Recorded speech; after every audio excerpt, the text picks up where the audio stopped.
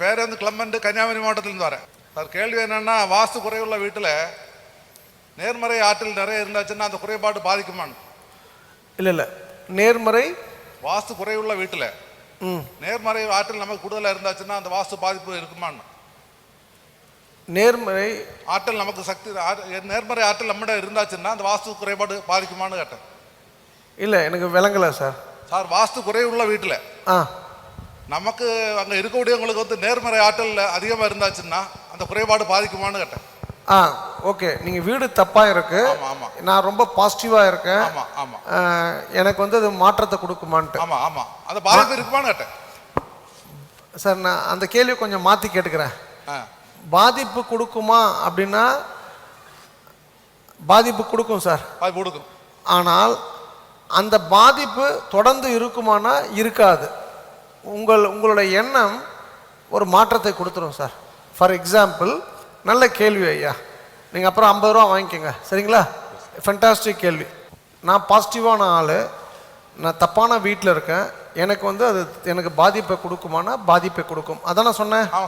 ரெண்டாவது, ஆனால் அந்த பாதிப்பு தொடர்கதையாக ஆகாமல் இருக்கணும்னா நீங்கள் நேர்மறையான சிந்தனையோடு இருக்கணும்.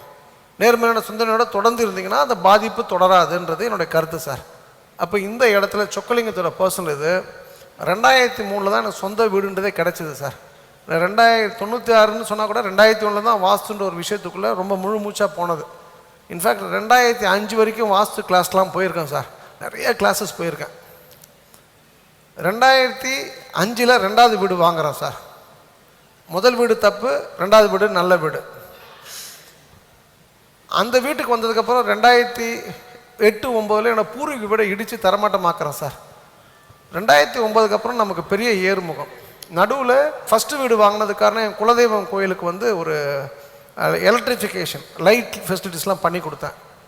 அப்புறம் நான் வளர்ச்சி அடையும் போது குலதெய்வம் கோயில் கும்பாபிஷேகம் முன்னிலைப்படுத்தி நல்லா பண்ணிக்கிட்டேன் சார். அப்போது என்னுடைய லைஃப்பில் எல்லாமே நல்லா போச்சு. என் பூர்வீக வீடு எழுத்து வீடு தான் என் குலதெய்வ வீடு, குலதெய்வத்தோடைய கோவில். பூர்வீக வீடு இடித்து தரமட்டமாக்கப்பட்ட பிறகு கோவில் எழும்புது, என் லைஃபும் மேலே சூப்பர் டூப்பராக நான் வரேன் சார். இதில் என்ன ட்விஸ்ட்டுன்னா, இப்போ வந்து ஒரு குருவி 100 அடி பறக்கலாம், 150 அடி பறக்க முடியுமா? முடியாது இல்லையா? அப்போ என்னோடய வீட்டில் சில நிறை உண்டு குறை உண்டுன்னும் போது என் வீட்டில் ஒரு அளவுக்கு தான் வந்து என்னோடய பெர்ஃபார்மன்ஸ் வரும். நான் வந்து இந்த விஷயத்தை 2010 வீடு மாறணும்னு சொல்லிட்டு 9 வருஷமாக வீடு தேடியிருக்கேன் சார். ஆனால் அது வந்து டிசம்பர் 24 தான் சாத்தியமாயிற்று. 2019 10 நாளைக்கு முன்னாடி தான். சொக்கலிங்கம் வாஸ்து தெரியும், பணம் இருக்குது, ஆள் பலம் இருக்குது, எல்லாம் ஓகே சார், புரியுதா சார்? இப்போ எனக்கு என்ன பாதிப்பு? இப்போ நான் வந்து பொண்டாட்டியோட இல்லை பிள்ளையோட தெருவா சுற்றிட்டுருக்கேன் சார், உண்மை தானே? இப்போது நான் சூப்பரான வீட்டுக்கு போயிருக்கேன். நான் சொல்லிட்டேன், அடுத்த 8 வருஷம் என்னோடய இயர், நம்ம சொல்கிறது நடக்கும், சொல்கிறது அத்தனையும் நடக்கும், வெயிட் பண்ணி பாருங்கள். அப்போது சொக்கலிங்கமாக இருந்தாலும் நாங்கள் இல்லை, நீங்கள் இருந்தாலும் அமெரிக்காவில் இருந்தாலும் நேரம் தான் பெரியது சார். சொக்கலிங்கத்துக்கு இப்போ ஏன்டா இப்போ நல்லது வந்து நடந்ததுன்னா, it is not because of ஜோசியத்துக்கான காரணம் இல்லை, இட் இஸ் பிகாஸ் நிறைய நல்லது பண்ண ஆரம்பித்தேன் சார். இந்த ஒரு லாஸ்ட் ஒரு 5 இயர்ஸாக அபரிதமான நல்ல விஷயங்கள், அபரிதமான உதவிகள், அபரிதமான தானங்கள் பண்ண ஆரம்பித்தேன் சார். அப்போது உங்கள் லைஃப்பில் அந்த பாதிப்பு உங்களை விட்டு ஃபுல் ஸ்டாப் ஆகி அகன்று போகணுன்னா நீங்கள் என்ன பண்ணணும் ஐயா? நல்ல விஷயம் செய்யணும், நல்ல காரியம் செய்யணும். நல்ல காரியம் சொல்லாதீங்க, நல்ல விஷயங்கள் சொல்லுங்க.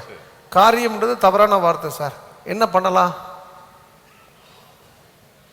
என்ன பண்ணலாம் நீங்க சொல்லுங்க சார். அண்ணாதானே ஒரு விஷயம்மா, எல்லாத்துக்கும் சந்தோஷத்தை கொடுங்க சார். இப்போ இங்கே ஒருத்தர் வந்தார், என்னுடைய நண்பர் வெற்றி, கோயம்புத்தூர் கிணத்துக்கடவை சேர்ந்தவர். இங்கே அவர் கூட வந்தவர் எல்லா குழந்தைகளுக்கும் 50 ரூபா கொடுக்கணும்னு ஆசைப்படுறாரு. நேற்று ராதா தனிகாச்சலன்னு என்னுடைய சகோதரி வந்து வெள்ளக்கோயிலை சேர்ந்தவங்க 220 பெட்ஷீட் கொடுத்துட்டு போயிருக்காங்கம்மா. ஒரு அம்மா வந்து தர்மபுரியில் வந்து 50 பிளேட்டு 50 கிளாஸ் கொடுத்துட்டு போயிருக்காங்க.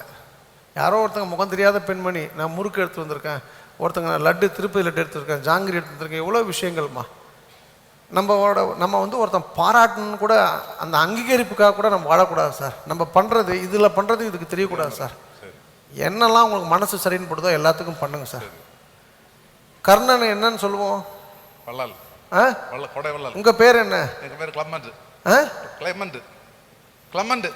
இனிமேல் யாரை சொல்லணும் கொடை வள்ளல்ன்ட்டு? மக்கள் யாரை சொல்லணுமா? ஆமாம், சொல்லு. என்ன சொல்லணும்? கிளமண்ட்டை சொல்லணும். அப்போ கிளமண்ட்டு மாறுவீங்களா? ஆமாம் சார், மாறுவோம் நிச்சயமா. இப்போ நீங்கள் இருக்கிறது வேளச்சேரி இருக்கீங்களா? சார், வேளச்சேரியில் இருக்கேன். அந்த கிளமண்ட்டு தானே நீங்கள்? ஒன்றும் தெரியாத மாதிரியே கேட்குறாரு பாருங்க. சென்னை வேளச்சேரியில் இருக்காரு. உங்களுக்கு உங்களோட கெட்ட பழக்கம் என்ன தெரியுமா சார்? சொல்லுங்க சார். உங்களுக்கு மரியாதை கொடுத்து நான் ஒரு வாட்டி ஃபோனில் கூப்பிட்டேன். ஆமாம் சார். நீங்கள் நினைச்சப்பெல்லாம் ஃபோனில் கூப்பிட்டீங்க. அதனால தான் நான் பிளாக் பண்ணிட்டேன்.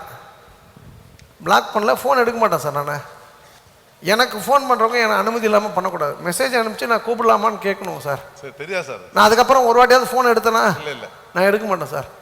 ஸோ பிரத்தியாருடைய அனுமதி இல்லாமல் அவங்க ப்ரைவேசிக்குள்ளே போகக்கூடாது. இது ரெண்டாவது தவறு. சரி. ஸோ நீங்கள் வெற்றி பெறுவீங்க கிளமன் சார். உங்கள் பொண்ணு நல்லா மெத்த படித்த பெண்கள், பிரம்மாண்டமான வெற்றி பெறுவீங்க. Thank you sir. ஒரு கொஸ்டின் சார். இன்னும்